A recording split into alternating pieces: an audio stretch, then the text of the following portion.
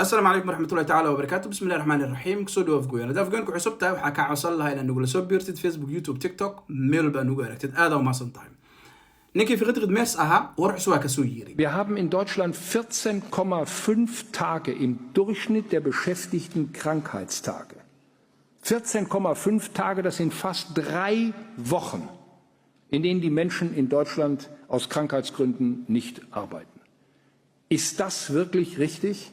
Ist das wirklich notwendig? Können wir uns mal darüber unterhalten, wie wir die besseren Anreize setzen, zur Beschäftigung zu gehen und nicht arbeiten zu gehen, krank zu sein?